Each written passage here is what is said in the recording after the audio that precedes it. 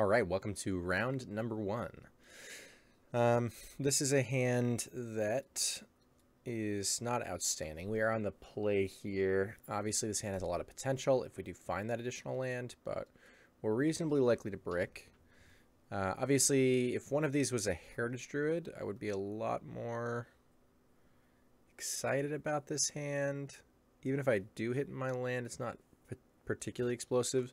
I mean, in an 18 land deck, I feel like the likelihood that I brick on the first land is too high, and there's even a strong potential for this land or Elves to die. So I don't think I can really get away with keeping this one, unfortunately. This we will be keeping, but it's not particularly exciting either. Our turn 2 in particular is unexciting, right? We're probably casting a Shaman of the Pack. Or our guy will just die, and then we'll really be in trouble. Alright. So, probably a Hollow One deck. Yeah. Looks that way. Cycle of Street Wraith means any Hollow Ones could come into play. Yeah, I think it's important to just make sure I continue to commit to the board here.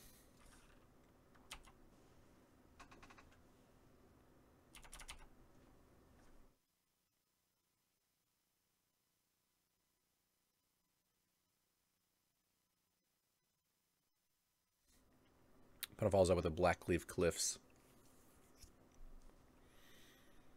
Maybe a Goblin Lore.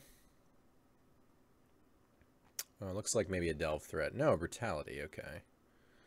3-moded. We certainly don't have anything for them to take, but it's good for them to check for company. We're going to go ahead and get this Bloodbraid Elf into play before Izuri for a few reasons. Izuri is just not very exciting when I don't have much on the board, so I'd rather get more bodies on the board first. Ooh, that is perfect, I think. And I really wouldn't want it to die here, so without having any impact. Next turn, it's a lot more likely to be able to come down and have an impact, but I am short. Short sort of an elf here. I guess that doesn't matter because I have the 5th land. So yeah, I get to attack with 2 things and activate Izuri here if I wish.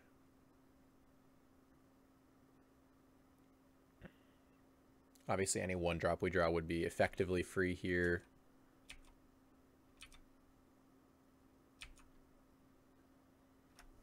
That is also effectively free, but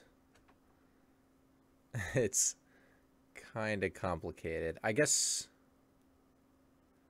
it's really not, because I can't cast it without tapping a creature. I mean, I could tap my Elvish Mystic and still have it be effectively free, but then I don't get to attack with the Elvish Mystic, which I think I'm interested in doing here. We would certainly not be presenting lethal.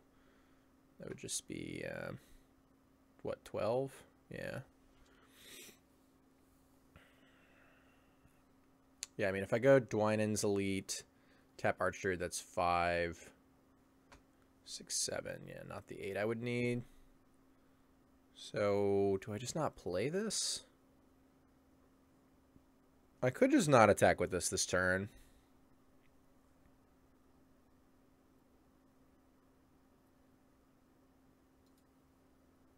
Yeah, I mean, I guess since I'm not presenting lethal,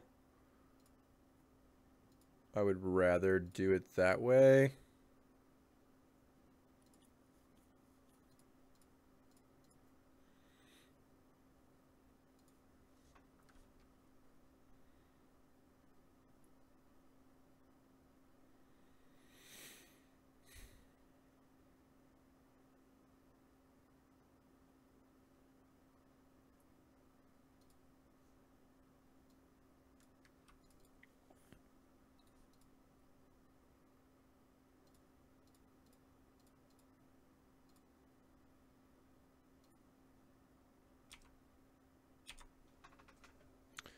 Now I just attack with this. They do block. Interesting. Alright. Sounds fine to me. All right, against Hollow One. Whoops. We want to consider the Relic of Progenitus.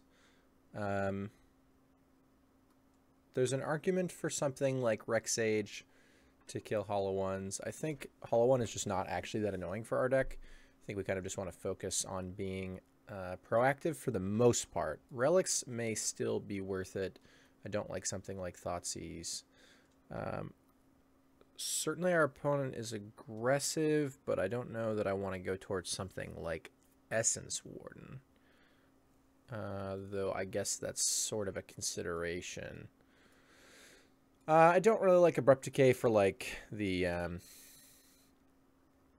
Flame-Bladed Depths. Again, our deck, you know, as far as ground pounders are concerned, we can deal with ground pounders pretty effectively, whether that be through Chumpalocks or actually trading.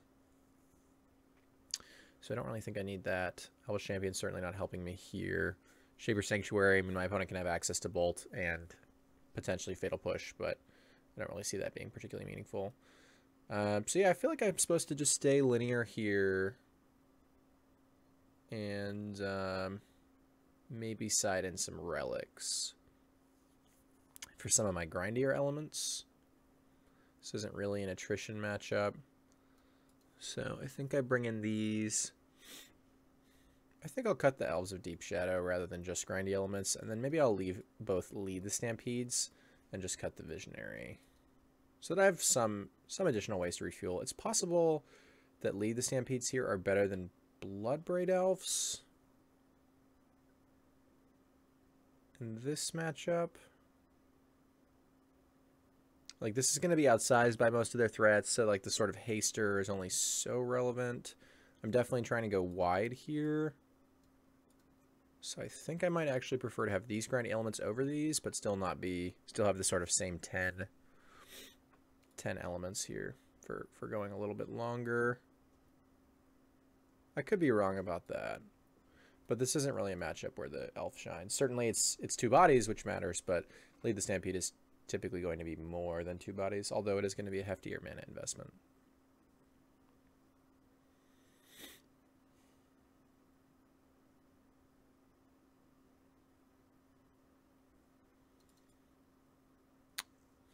Yeah, this is going to be a keep. It's unfortunate that it kind of needs a land to be able to actually cast this Bloodbraid Elf, because it's already a 3-lander. We don't necessarily really want to be drawing lands, but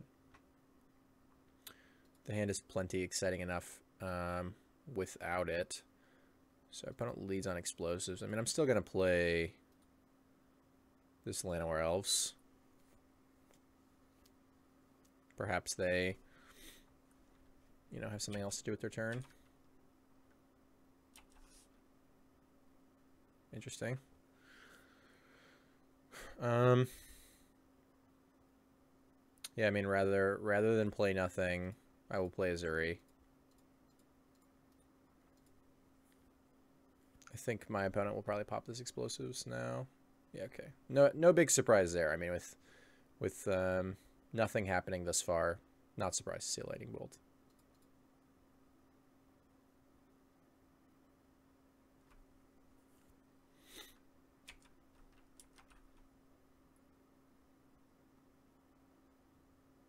All right. We're gonna pass.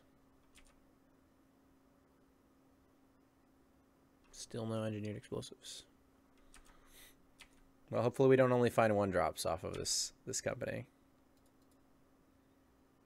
I mean, us getting to keep this Llanowar Elves was pretty helpful this game. We were gonna be a turn slow the whole time. Now I assume my opponent's gonna be very heavy on removal with them not really doing anything here, so Shaman or Archdruid Shaman. I think I just grabbed Shaman. I'm sure they have plenty of removal and could easily kill the Archdruid, so I'd rather just get anything out of it. Sure. And they're going to bolt one of these, so we'll only sort of hit them for 1 twice, but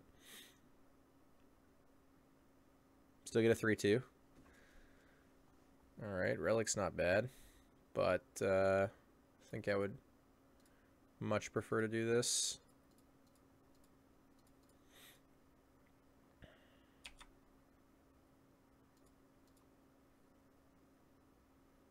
Yeah, that's a way to refuel. Jeez. Quite a good lead, the Stampede. Pretty fortunate.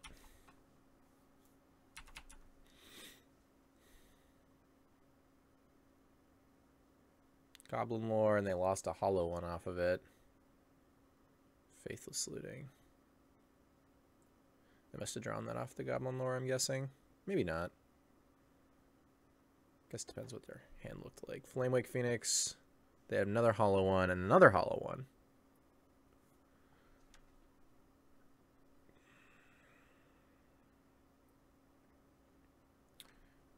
All right.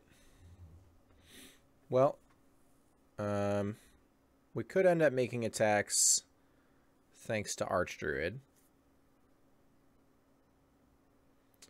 These are effectively free. So I probably just play these out, play Archdruid. I think I attack. Then I play, even with Azuri and Archdruid, I think I don't mind like potentially trading these.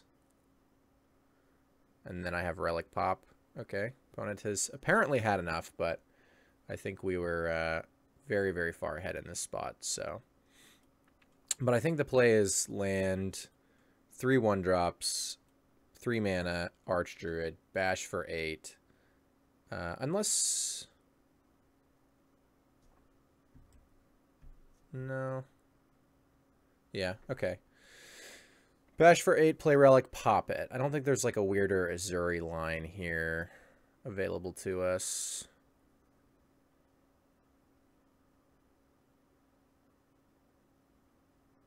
No, it would be... I would have to like tap these, for example, to activate Azuri, so... That would not be particularly helpful. Maybe if it was like Nettle Sentinel instead of Heritage Druid. Yeah, okay. So if like these two things were Nettle Sentinels, we could like play land, play these 3 things, play this, Nettle Sentinels on tap, and then we could actually activate Azuri, which would be better because they'd have to block with one of them, and it would be a chump block. I guess they would just double block. So we'd still be just trading 1 for 1. Maybe that's not even that much better, but anyway, that's the end of round 1. I will see you in just a moment for round number 2.